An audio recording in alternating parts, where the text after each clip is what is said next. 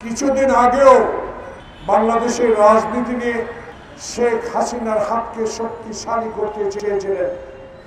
তারাও আজকে বাংলাদেশের আনাচে কানাচ থেকে একত্রিত হয়ে ঢাকায় এসে দাবিগুলো পেশ করছেন ডক্টর ইউনূসের কাছে।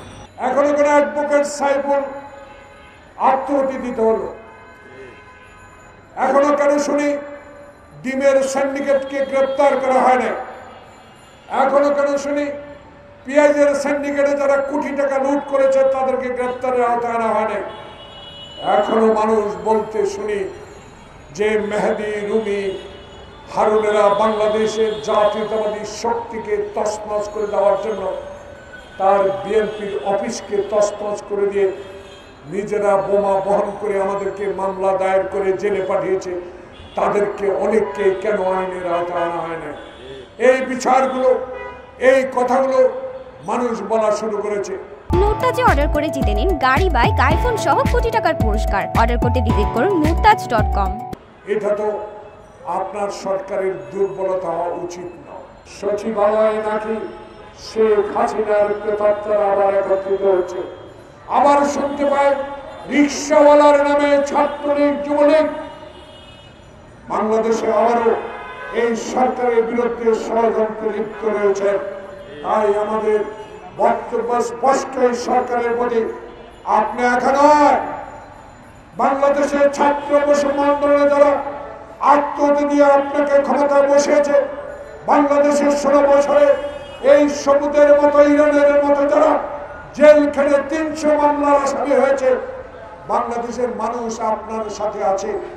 ওই প্রেতাত্মারা সংখ্যায় খুবই কম, টাকার সংখ্যা তাদের বেশি, কিন্তু মানুষের সমর্থন তাদের নাই। আজকে আপনার ভয়ের কোনো কারণ নেই। বাংলাদেশে যে অপতৎপরতা শুরু করেছে এরা, এদেরকে রুখে দিতে হলে জনপ্রতিনিধি সরকারের দরকার। এদেরকে রুখতে হলে প্রশাসনকে শক্ত হাতে হ্যান্ডেল করতে হবে। কারো চোখের দিকে তাকিয়ে নয়, বাংলাদেশের 18 কোটি মানুষের দিকে তাকিয়ে এদেরকে প্রতিহত করতে হবে। কারণ এরা চোর, এরা ডাকাত, এরা আমার বাবার দেশ হিসেবে দেশকে ব্যবহার করেছে। তারা হিন্দুস্তানের দালাল, তারা ভারতের দালাল। তারা ভারত থেকে আমার অধিকার আদায় করতে পারে নাই, আমার পানি আনতে পারে না।